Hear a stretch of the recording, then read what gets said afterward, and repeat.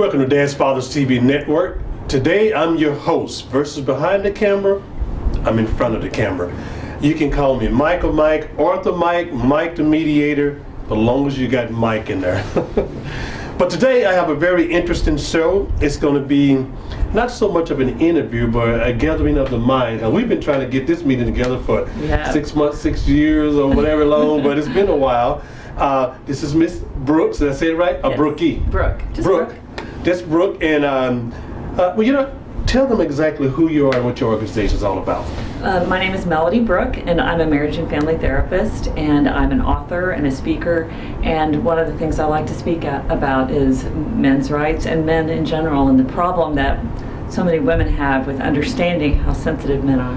Yeah. See, you're saying something very good. We as men are very sensitive. So ladies, when you take our kids, we get sensitive.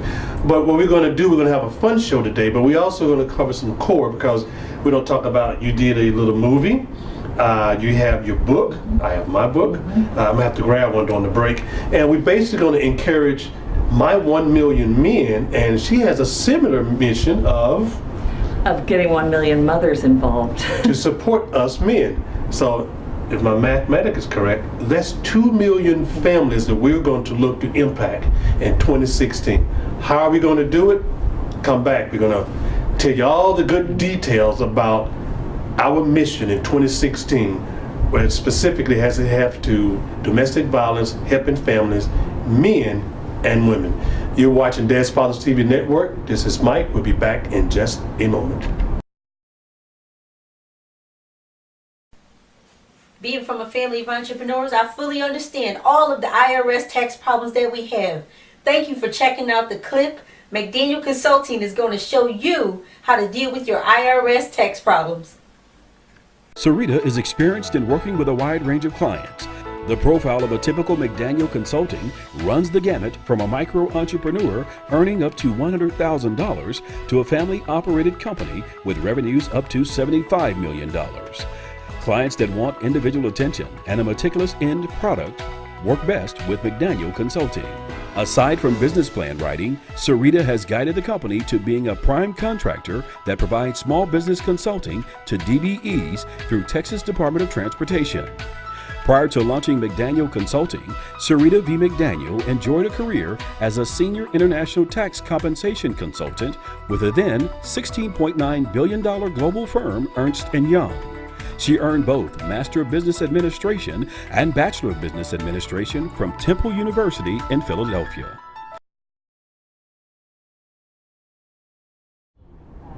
Welcome back to Dad's Fathers TV Network. I'm your host, Mike. Today with Miss Melody. And, it's not often I get celebrities in my office, so I have a real celebrity in my office today, so kudos to me, But you've been in the business for a while, correct? You and your family does so much in the business, and we actually met on Facebook, and most people don't realize this is our first face-to-face meeting. Right. And I know I've been Facebooking you for what 3-5 years now. And I think since the journey started, you wrote a book, you got a TV show, you do, is it family counseling or father counseling? Or both? I do marriage and family counseling. Marriage and family counseling. And I think what really caught my attention was, people know I'm an advocate for dad's fathers. I really think fathers should be more educated regarding their rights and things to do, but it marries perfectly in what you do. Share the viewers audience a little bit about what you do and how those fathers and mothers who are actually trying to do the right thing, how they can benefit from our collaboration. I really think that the majority of what needs to happen is that we have to educate women, far more than even men. Because I think what happens is that women have accepted this certain way of understanding about a mother's role in their children's lives, and they don't understand and really fully value the role that their fathers play in their children's lives. And as a result, they tend to minimize and reject the father's involvement in their children, thinking that it's not important, where they haven't really fully educated themselves into exactly how incredibly important it is for people to have those relationships with their fathers. what I see in my practice over and over again is that the failure of the marriages happen because the woman has not had a good, solid relationship with her father. And when that happens, it just perpetuates that cycle onto infinity. Wow, that was powerful because, I mean, to hear it from me and our father's advocate, he's just preaching father's rights. But, I mean, to hear it from someone actually in our first meeting, it drives home the point because you're right. Quite frequently, especially those that have children outside of wedlock, I think they're even worse than those who actually have them among wedlock because, well, you're just a piece of action. We got a child, but you have no rights in my child's life. And it's very unfortunate that such a mindset. But my question was, what do you think contributed? Do you think because the system, I'm going to use the word, favored those moms who are dependent on the system and encouraged such behavior in action? It's interesting because there was a time in our history where fathers actually had far more rights than women, right? And it flipped back in the 50s, and now it's the exact opposite. And what we don't realize is that neither way was fair. And what we have to do as women is reevaluate exactly the whole circumstance in which all of that is based. And the truth is that doctrine was called the tender years doctrine that happened back in the 50s that flipped it to where the mother had more rights than the father, when really that was about the first few years of life when most mothers were stay-at-home moms, and it's that's not the case most of the time. And even if it were the case, that still doesn't prevent the father from having full access to their child. Shouldn't prevent a father from having full access to their child, or more importantly, the child having more full access to each parent. Right. And that's the ridiculous part of it, is when either parent fights for full custody and that other parent shouldn't have any access to their what? Because that's harming the child. Right. And they're completely working in their self-interest instead of looking at what's best for that child. And if they really truly love their child, they're going to insist that each parent have equal access to their child. It's very interesting because a group of guys and I was talking the other day, and I think it was 5 of us. Of the 5, 3 of us have daughters. And when we talk about our son, we Lucky had that daughters. alpha mentality. Lucky daughters. Our daughters, But then we got to our daughters, all of us had that protective, that about us, and it happened naturally. Neither one of us was really thinking about it, but me being in my profession, of course, I noticed it. I mean, my son, he can handle that. But then when we came to our daughters, and when the moms was using our daughters as a tool, the emotion went through the ceiling. Well, and here's the problem with that I think is a little bit of a distortion, is that the boys are actually more sensitive than girls. Men, from birth, I don't know if you've held a baby girl, held a baby boy, the door slams, the baby boy goes, wah! And the baby girl, the door slams, and she goes, eh. At such a young age already. From birth, men are far more sensitive. And so we have to be as protective of our boys as we are of our girls. From a very early age, we need to recognize that, the abuse happens to boys, maybe not quite as frequently as it does to girls, but very nearly. And it's possible that it happens just as frequently, it's just not as reported. It's not as reported, right. So, and in my experience, in my practice, I've seen that across the board, physical violence to sexual violence to children, it happens the same, male, female, and it's the mothers as much as it is the fathers. I mean, and why wouldn't we be the same? It's the same across the board. So we have to recognize that. Yes, protect your daughters, but yes, protect your sons. Right. I agree with you 100%. I'm going to come back to your subject about the abuse side, but I'm going to go back, and I just thought about where you was talking. For those of you who are hearing us, we're saying boys are equally or more sensitive when it's come to the needs, the desires, and how we should parent them. Now, from a counselor perspective, explain it to me like a 3rd grader. I mean, what do you mean I'm more sensitive? I'm a man, I can handle this. If you think about it this way, men have to go out and do really hard things. They have to go to war, they have to go hunt, they have to have all of their senses on alert. Interesting. So, from genetically speaking, over time, that has been bred into men to be hypersensitive. Now, they also have to do hard things, so they have to kind of suck it up and go do those hard things, even though they are really, really sensitive. So they've learned to pretend and to suck it up and to, and to act like they're tough, but underneath they're very, very sensitive, and they have to be. And women, oh my God, we have to be tough. We have to bear babies, Right. deliver them. Right. We have to do really hard things, so physically hard things. So we have to be tougher, and yet we're the ones that are taught how to manage our feelings, how to talk about feelings, how to get nurturing, how to, Right. Whereas men are not taught to be cuddled. They're not taught to talk. They're not even given the language for feelings. Don't touch me, Right. Right? Right. And so as a result, the men are less equipped to know how to deal with it, so they just don't. Now, you think because of that, and I have the answer in my head about me, but I have to ask it on camera. Because of that, I'm going to use the word stigma, that men are less sensitive, but nevertheless, you and I both know we call it men are protectors. Now, because of that stereotype being very common today, do you feel that's why more men snap? Men are only allowed one emotion, really. There's two emotions that are okay for men to have. They can be happy, but not too happy. And the other thing is they can be angry. That is true. They're not allowed anything else. That's the only thing that's accepted. They're not allowed anything else. That is true. Which means that when they're scared, they're sad, they're hurt, what are they expressing? What's it going to look like? A week. It's going to look like anger. Because they're not going to express the other ones, right? So what we get to see as women, for the most part, when our man is hurt, it's going to look like anger. They're going to snap at us. They're going to be storming around. They're going to be glaring. They're going to be stomping around because they're hurt, or they're sad, or they're scared, and we don't realize that. So we interpret it as he's got an anger problem, Y'all didn't hear it from me, you heard it from the doctor, It's the truth. But it's the truth. It's the truth. Because, and sadly, we as men will not communicate that. That you don't know how. You weren't given the language. Yeah. From a very early age. Oh, are you feeling sad, honey? You're not going to say that to a little boy. So the boys don't even get the language for it. So they come to my office and they have something called aphasia. They don't have the words to describe what they're feeling. Wow, that's very good. That's very good. So then you think about, and here's another thing I want to say.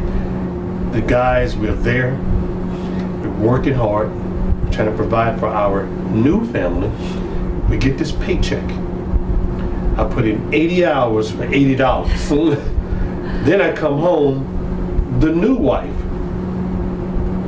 then the old wife deprived me of genuinely what's mine. There is no outlet to say, No. and now all of a sudden, I snap. Now, in your professional opinion, if you were to say, out of 1 million men, I want you guys to practice this one thing to overcome that problem, what would you tell them? Breathe. Wow. Learn to breathe. Learn to take a time out. Learn to recognize when you're getting flooded. When those feelings go through your system, stop. Breathe. Take 10 minutes to calm yourself before you say anything, before you do anything. And you know what? That's good advice to anybody across the board. It's interesting you say that because quite frequently I use the terminology mind over matter. And when I get angry, which those who know me, I have a temper. But a lot of time I go, Well, you're like every other man. right, You express your I anger. think mine's on steroids, and I go, but I've learned to say, I'm through with that. Because here's the deal, and I talk about this in my book. It's called "Oh Wow, This Changes Everything." Oh wow, it changes because everything. it does. You know change. what? I'm gonna pause that one. Oh wow, this changes everything. I should have brought a copy up with me. I forgot to do that. She's deprived us too. Oh wow, it changes everything. What does that mean? I have to take a quick break. When we come back, we're gonna jump into that, and we will come back to the topic about men and their abuse. Why don't we say it? Taking a break. We'll be right back. DFTV Network. Have you ever had a question related to child support, divorce, CPS? Call the Attorney General or maybe an attorney and they just gave you a runaround? Where do you go to get help? Contact Dads, Fathers of Texas. Yes, they are child support specialists.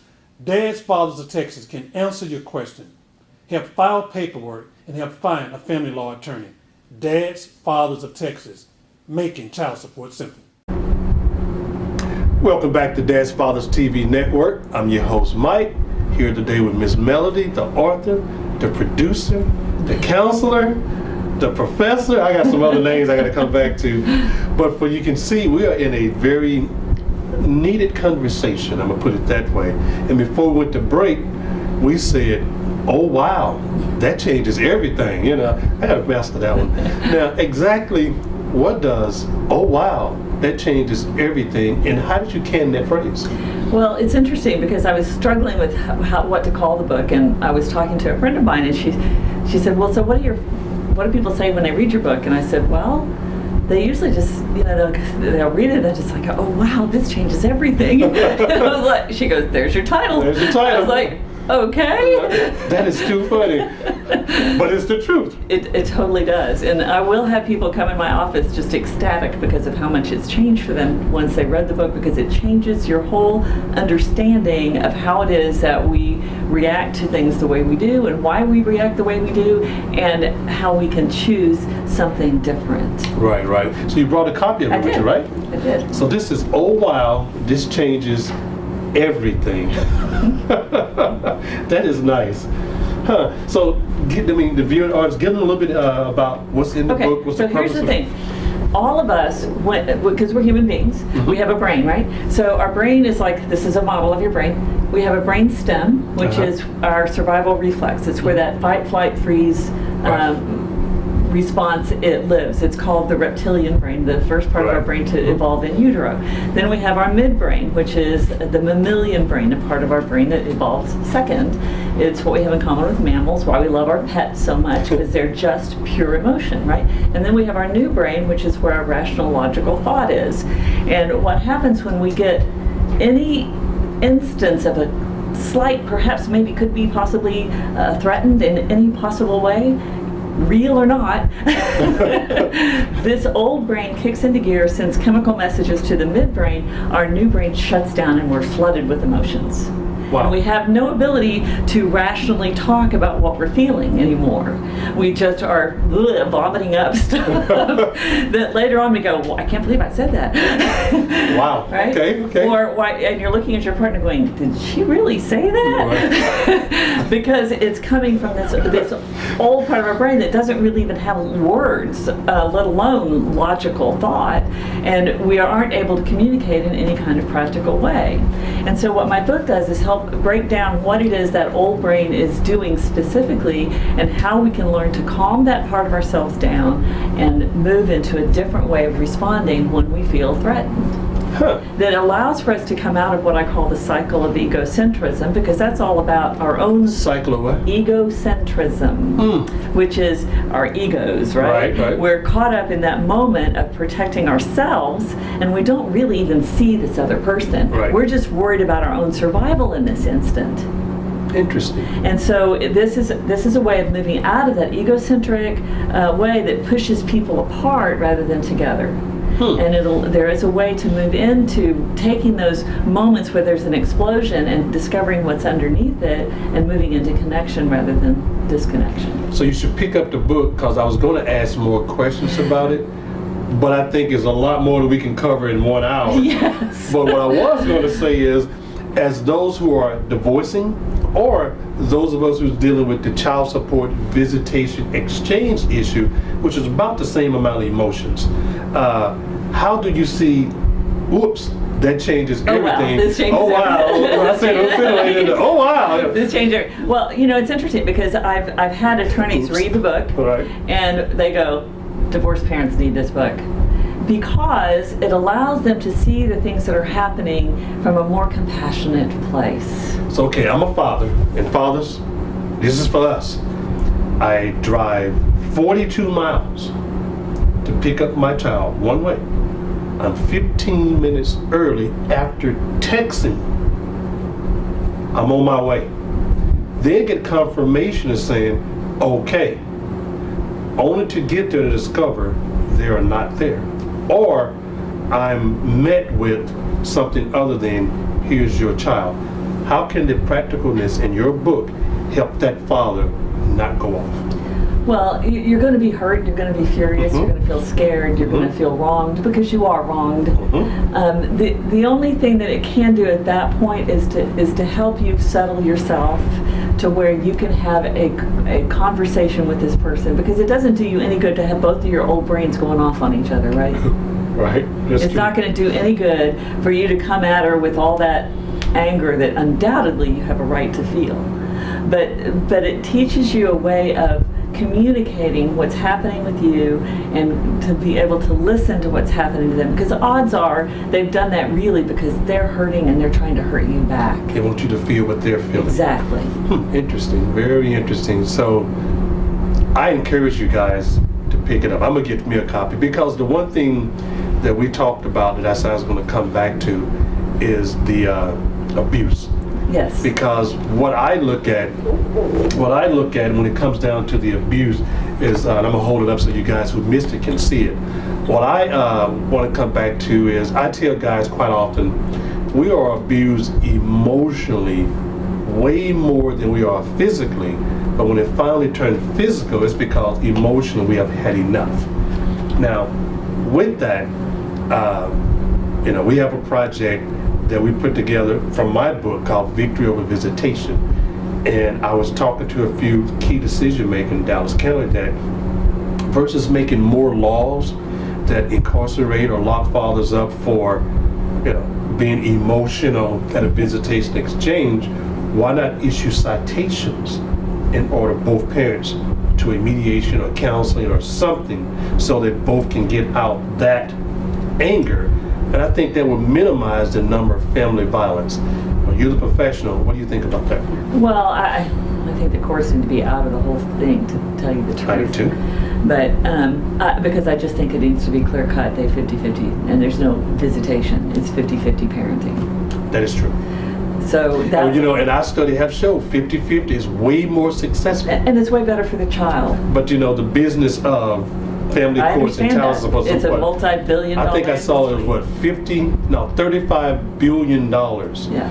that the upper class will make each year Yeah. off of divorce and child Yes. support profit. I believe Which that. means it's more money made. That's just the profit side. Which is of it. why it's an uphill battle. But it's also one that even those people have dealt with. Yes, on a larger scale. Yes, They and just because have money to pay it off. they've dealt with it themselves, and they don't even understand how they've gotten caught up into it. That's part of the education that you're doing, and it's really valuable. Yeah, right. So, but to get back to the abuse issue, it really comes back to what I believe part of my need to educate mothers is about, is recognizing that most women don't really get it that they can even harm a man. Interesting. He don't care. It's typically They do not terminology. believe that men have feelings, that they can be hurt. We don't believe, because and I don't think it's because women are evil. I really believe it's because women believe they're that powerless. Interesting. They I really think yeah. that they are so powerless Well- that they have no impact. That no matter what they do, no matter- Powerless? yes. They believe they are so powerless that they don't believe that they have any impact. Well, no matter what they say, no matter what they do to you, they don't believe that has any impact because they believe they're so powerless. So my belief is that if we help women to understand that the true power that they have, then they can begin to recognize how they are harming their mates, their ex-husbands, their sons, Right. with their behavior. Right. And if they learn that, if they really get that in a gut way, it can change everything. Now there's a guy out there that said, hold up, what you mean? My baby mama thinks she's running everything. Explain to that person the definition Right. of the mother Powerless. powerless versus being You behave that way because you feel powerless, because you think you're powerless. because, well, he left me, he doesn't care, Right. he this, he that, Right.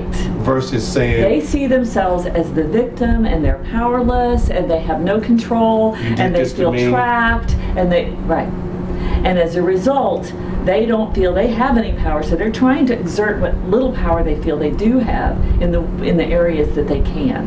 and that's quite often when so many videos I've seen the mothers say, you have to respect my authority, Because they feel so powerless, Exactly. right? And that's what it's all about. It's about helping. So if we can find a way to help each other be empowered, then that battle stops. So, gentlemen, when you get there, and basically she has completely rejected the court order. Now all of a sudden you heard it from the doctor that now she's feeling as if she has no say. She's the butt of the problems, XYZ. A key thing to do is to ask a very simple thing. We talked about all the areas. Either I need your help, or can you help me understand? Yes. Or by asking a question of help, Yes. kind of deflate or de-escalate the situation and maybe give him a leg to stand on. Yes. You would agree? Yes. Coming from a place of owning that. Maybe even an apology. Even an apology, owning, look, I understand you're hurt, I get it. And you know, usually you have hurt each other. I mean, you know, you've gone through a divorce, you've hurt each other, you're both hurting. And, you know, unfortunately, you know, because the woman feels so powerless and she really believes that you have all the power, maybe you have more money, maybe you had the power to leave, she didn't. I mean, whatever, you It's know. interesting. You said that. That is one of the key things I also hear in mediation. Yes. Well, you left us. Right. Okay, but then the man took it and said, well, you, XYZ. Right. You So know. neither are taking any ownership of their part, right? Right. So it starts with both parties being able to take ownership of how they have hurt each other. I mean, that's true when you get into, you know, divorce or marriage counseling even. You know, you have to start with, you know, taking ownership of, yeah, we both hurt each other. There's injury on both sides here. And having some empathy for that and respect enough for each other to go, you know, we got to do this different. And guys, although it sounds like a fairy tale, you know, fortunately and unfortunately, I've had to do it. It's what we call eat crow, or take one for the team. Because you think about that one little thing we just talked about covers the one thing that we all are fighting for, and it's that the child has access to both parents. And all that said, there are people that won't make an impact on. That is true. There are people who are so far entrenched into that position of being a victim that you're not going to budge that. But it also doesn't do you any good to fight it. Now, with that,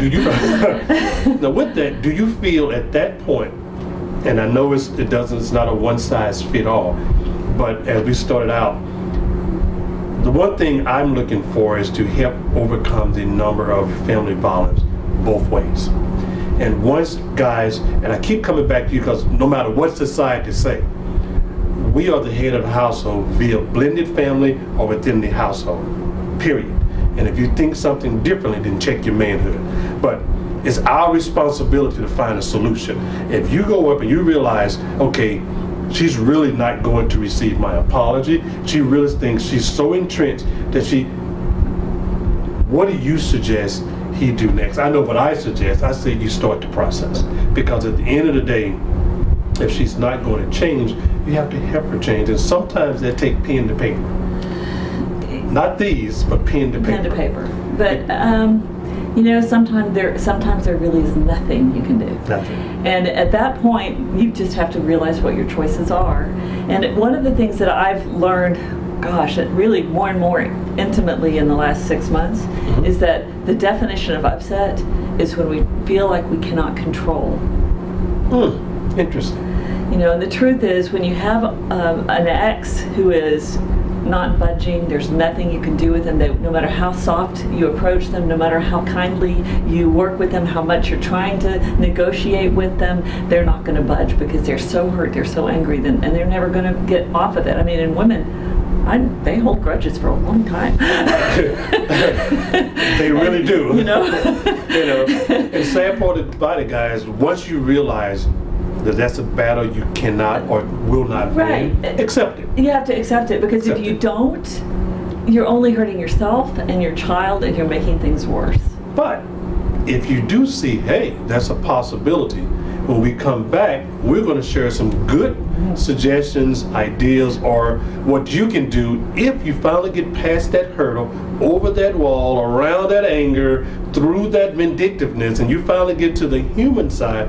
that you actually got close enough to produce a child in the first place. But you went some places, you know. Yeah. Once you get back to the person side, Yeah. what can you do to continue to improve on it? When we come back from the break, we're going to talk about that both from a man and a woman's perspective. You're watching Dads Fathers TV Network. We'll be right back.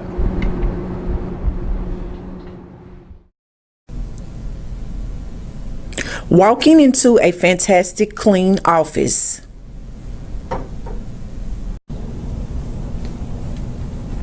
Or coming home to a fantastic clean home.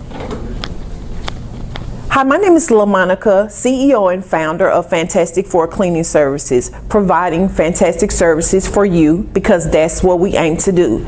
Give me a call at the office at 469-730-3054.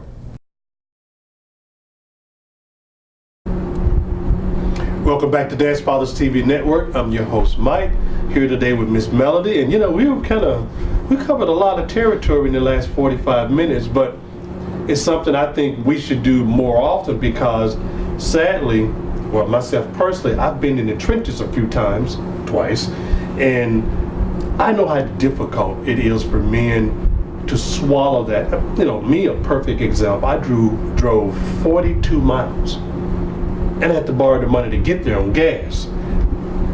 Only to find out my child wasn't even in Dallas. Then, when they get back, I had to deal with what, as we call it, the lip service. Plus, the disrespect of the family. Now, granted, I was younger back then, so I didn't have much control.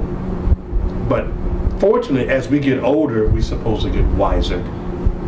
The one thing I tell most guys, don't look at it as if the mother is disrespecting you, because what you're overlooking, there's a court order ordering you this block of time. Right or wrong or indifference, the court gave you that.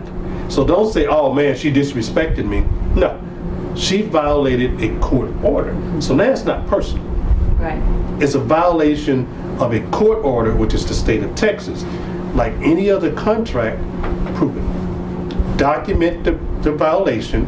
So when you do get in front of a judge, you didn't say, oh, she didn't let me see my child. You said, Your Honor, she violated your court order. Right. Now it takes all the personal Personalizing emotions out of out of it. And understand you only need about 3 of those. And now the judge can intervene, as parents do, and help make a better decision. Yeah, because what happens is if you allow your old brain to get, I kind of like that. I didn't, you know, you allow that old brain to take over, you lose. you lose every time. Every time you're going to lose. That's when you do what it was an attorney on my show, and if you look on DF University on the website, her name was Myra McIntosh, and she did a 5-minute overview about family violence. And basically she broke it down to it is an unwelcome touch, hit, physical contact. So, guys, again, knowledge. If the mom and you don't want that, technically, who just committed to family violence first? She did.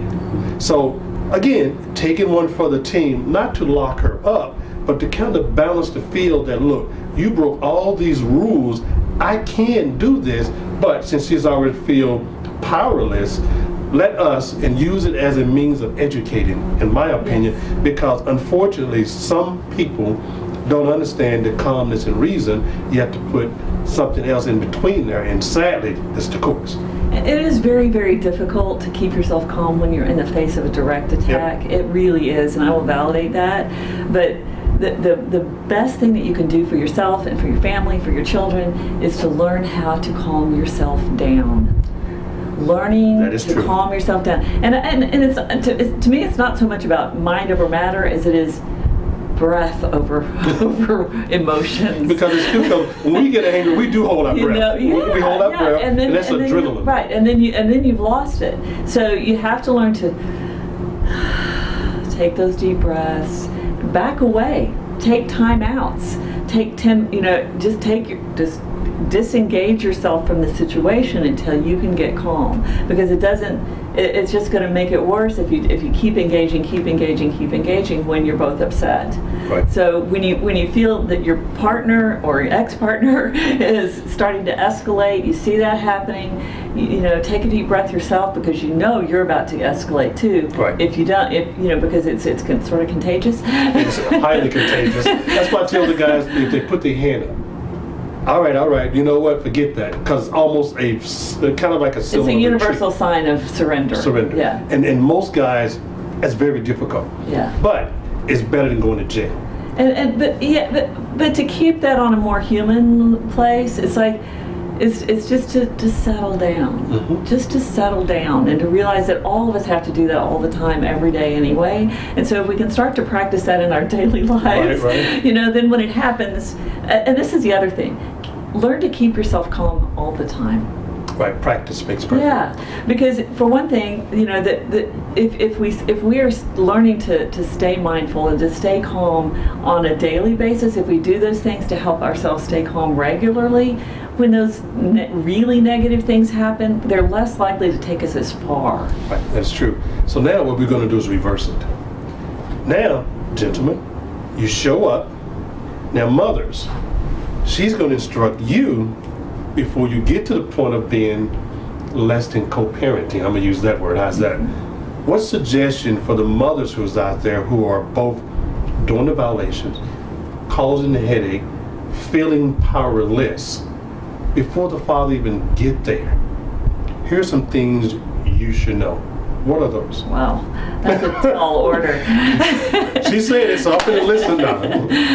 Because after all, in your counseling, there's probably some key pointers they could hopefully use. Well, it's going to start with recognizing that you do have power. You have way more power than you recognize. What power do they have? They have power to affect their children's lives. Great. They have the power to affect their ex-husband's life if they want to, Positively. positively. They have the power to allow themselves to feel more connected to their children simply by allowing their child to need and connect with their other parent. Because our children, they really know that they are a part of their both parents, right? So if as a mother or father you're talking badly about that other parent, then, or treating that other parent badly, it's as if you're talking badly or treating badly your child. And if you really, really love your child, you wouldn't want to do that to them. So you do your best, and I know it's hard, and I can't say I've always done it. I've got 2 ex-husbands, but I've tried. I have tried to not talk badly about them, so that they need that identity of recognizing that, yeah, you know, I may not have gotten along with that person, but that person, the best of them is in you. Right. Now, what some tips that you have found to be very helpful by your own experience, or those through your counseling, that some of the moms can take away from, well, he has wronged me, all of that. What are some things that they can start right now in practicing daily? So when they get to the visitation exchange or the unfortunate of a divorce, that they can make that transition of being powerless, but balancing out those emotions and the power. Well, I think that you have to realize that your child is more important than your vengeance. Perfect. Wow. And that's very, very difficult to do. I understand that, because you're hurting, you feel so wronged and betrayed, and sometimes the betrayals are really horrible, but your child shouldn't have to pay the price for that betrayal. That's what happens, is that as mothers, we're so angry with our partner that we forget that the impact of that anger is not on our partner as much as it is on our child. So take a deep breath, settle yourself down, and realize that your partner's going to have to live with whatever they did for the rest of their lives. They're going to have to take that into every relationship. They have that karma, but your child shouldn't have to pay that price. And also, one thing I found in my mediation is the parent that, for lack of better words, take the high road seems to be the better parent to the child because they're the fun parent. Or in actuality, if both parents, if they take 5 minutes, and I tell some of the moms, if you just can't make that 5 minutes, then at least be smart enough to don't even have the exchange. Allow Let the someone else do father it. to pick the child up from Yeah. school or daycare, or have your mom or older child, if there's, to do the exchange, and you stay in the house or stay out of harm's way. Because you know that comes out of hurt, right? I mean, they're Exactly. feeling, you're feeling, the moms are feeling so hurt, so wounded by the things that have happened between them and their ex-partner, that it's impossible when they get around them, because they do still have so many feelings. Right, It's right. impossible for them to stay calm. And so if you know that it's going to be impossible for you to stay calm, take care of yourself. Do exactly what you said. Self-preservation, Yes. protect you. If you feel Yeah. powerless, then, because I always tell the example was, and I used to turn on, you remember the little cooking stoves, little square, and that little spiral heating, Right. and you turn it on and it turns orange. Yeah. So if you put your hand over it, it's going to burn you. Yeah. Well, with that knowledge, each and every time you put your hand over that, guess what's going to happen? Right. It's going to burn you. Avoid the it situations. altogether. Avoid the situations that you know are It's going to gonna- be a problem. If Yeah. he's that big of a piece in your heart, accept it. And don't continue to hurt yourself, because you're better than that. And I have to say that those moms, I'm going to say this out there to the moms and the dads who are working together, what an incredible gift that is to your children, and how incredibly healthy the kids are, and how much less traumatic the divorce is for them, and they can go into the future. Because I have to say, I have a decent relationship with both of my ex-husbands. I've had them over for Thanksgiving and Christmas, and been to their place for different things, and my kids have great marriages. Oh wow, that changes everything. No, okay. You know, they've found great people, Right. And they don't. It's not going to be a pattern that perpetuates, because they have learned that you can love and stay connected to both of your parents, and your parents can. And I imagine your that, children yeah. you probably can see it in your children's Yeah. face. We're about to close out on the show. We come back. She's going to tell you her journey to helping 1 million moms. And I'm going to do the same with 1 million fathers. You're watching Dad's Fathers TV Network. We'll be right back for the closing.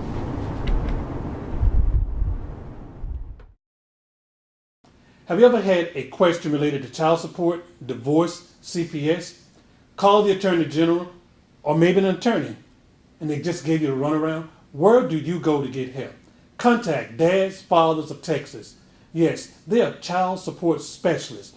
Dad's Fathers of Texas can answer your question, help file paperwork, and help find a family law attorney. Dad's Fathers of Texas, making child support simple. Welcome back to Dad's Fathers TV Network. I'm your host, Mike, here with Melody. And you know, this has been a great show. I hope you guys have enjoyed it as much, because although I do this every single day, sometimes the teacher becomes the student, because you identify some things that can help me in my personal, because those who know me, I have a short temper, you know. But over the years, I've learned to manage it better. But some of the things you have pointed out, I mean, it's great. I love it. And what I have personally decided to do in 2016 is to try to teach 1 million men by way of the TV network the knowledge, the wisdom that I have accumulated over the past 50 years, especially the last 30 years as being a father. So what we want to do is impact 1 million fathers' lives to help them understand what I wrote the book. I dropped this, so boy, you know this real television, I'm leaning all over. I wrote the book called Victory Over Visitation. And this is the father's guide to understanding how you can do visitation exchange and remove the threat. But also for those, as we pointed out, who basically will not just give up the fight of hate, how to properly document it and understand the proper process and procedure to avoid family violence from a man's perspective. And I definitely want to give you a copy of it. Awesome. And I think those few pointers there help us understand a lot of time men issues is knowledge. And I tell people all the time, there's only 2 reasons why we don't do something: knowledge and execution. The book gives the knowledge. So now all you have to do is execute. So that's a minute and a half of education, and that's her time. Well, my whole real passion right now is to help women understand how they can influence how this all goes. Right. How they can influence not only their marriages, but their divorces and the lives of their children by having more compassion for themselves and for their partners. Because I do believe that there are a whole lot of social misconceptions that women have about our role as mothers, our role as women, and the power that we actually have. And I can say this from my own personal experience because I can say that I didn't believe I had any power either. I was at a place where I really didn't think I had any power. And it was like, really? I have power? It was a complete awakening to me, and helping women to understand what that power can do and the harm it can do and the positive that it can do. And when we realize our power and we are empowered to act in a different way, it changes everything. And this is, Oh, wow. yeah, and that's really what my book is about. It's about helping people to understand that they don't have to be a victim. That Right. they can take ownership of their lives, and they can be compassionate for themselves and other people. And that means you don't have to be perfect, and you don't have to expect perfection from anybody Right, else. right, right. And that we can have the power to let go of the need to control, which is not the same as power. Wow, very good, very good. And we got to get together and do a joint training class for the fathers. Absolutely, and the I'm mothers. all over that. Yeah, because and I would it's love, needed. and I would love, like you, to impact 1 million women, because I think if I could shift the way 1 million women think about what's happening in their lives and how they treat men and how they treat their sons, how they treat their fathers, how they treat their spouses, their ex-husbands, Right. you know, all the men in their life, that they can begin to shift their awareness about who men are and who they are, then it literally can change the lives of decades and decades to come. But what we're going to do is, our Christmas present for each other is, we're going to be able to say 1 million men, women was impacted, and we all going to meet up online. We're going to come to Dash Fathers TV Network. We're going to sit down, and y'all going to tune in, and we're going to tweet. So get your thumbs together. All you know. right. And what we want to do is hear your success story of 2016, how whatever you did to make life better, not for you, not for him, but for your child or children. And for generations to come. And the pet. You know, the pets feel it too. Because at the end of the day, if we can impact 1 million each, that's about a third of Dallas that's no longer dealing with these deadly issues. Because quiet as it's kept, I'm a firm believer, once it starts, it rolls over, because unfortunately the news broadcasts it over and over, and sadly it empowers someone else to do it, copycatters. It will impact the suicide rate, it'll impact the homicide rate, it'll impact domestic violence. Right. And the list goes on and on. Yes. As you can see, we're passionate about this, and we went way over our time. So we wanted you to understand that you have 2 sources of help right here. So there's no reason why you can't acquire the knowledge. I'm Michael, this is Melanie. You can find her on DashFathers.tv after this show is live. And I'm quite sure you check your email. You have a Facebook. What is your Facebook? Melody Brooke. There you go. You know mine already, Dash Fathers. So you have help. You're not powerless, or you don't have to be dominated as men. So, hey, I appreciate you coming on the show. Look forward to us doing the next one. And you've been watching Dash Fathers TV Network, and we got some more great stuff for you coming up next. We'll see you next time.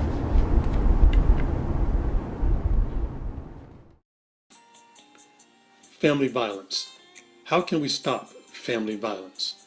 First, we must stop court-ordered visitation violation. Yes, each day hundreds, if not thousands of children are taken. Some are not seen for months, even years. And sadly, the kidnapper is the mother. Yes, mothers are moving out of town, out of cities, out of state, leaving fathers lost, confused. Most become excessively stressed, but all are looking for solutions and answers. Some, however, are labeled as deadbeat because they stop paying child support. Sadly, some do snap. How can they find solutions, answers? Visit IGotMyRights.com to start your peace and serenity, to reconnect with your child, to become a father in their lives. Yes, victory over visitation can help find options and solutions, stop family violence, and give you an opportunity to be a father. IGotMyRights.com is a great place to start to gain victory over visitation, your secret to ending family violence.